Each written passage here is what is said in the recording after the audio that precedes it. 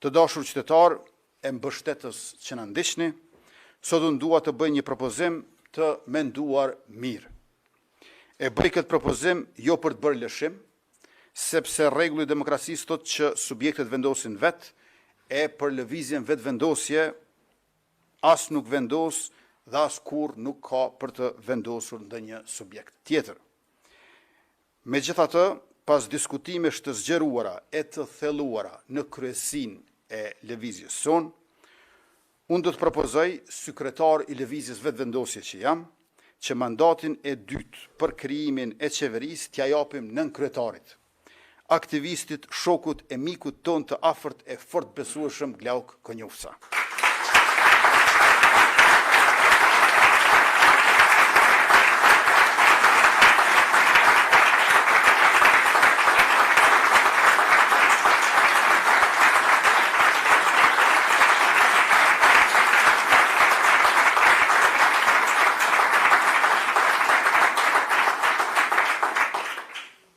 Këtë propozim e bëj për shkak të vlerësimit e besimit të madh që kam dhe që kemi të gjithë ne bashkë të Glauku, por edhe për shkak që të mos bëhen dy herë zgjedhje, edhe në dhjetor, edhe në prill.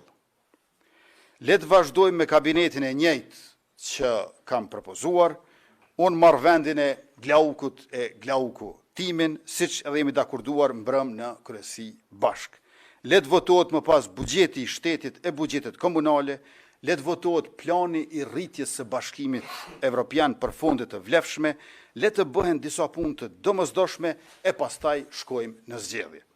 Ja pra, po ja japim mundësinë opozitës që t'ja kursej vendit dy palë zgjedhje, sepse mjafton një herë në prill, kur paraqitet çështja e presidentes.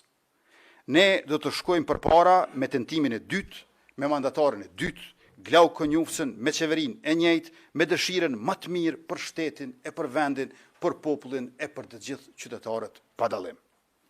Shpresoj të mos e keq përdorin dhe të mos e humbin edhe këtë mundësi.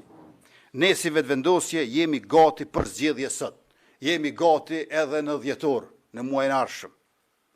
Jemi edhe më shumë gati në prill, në vitin e ardhshëm.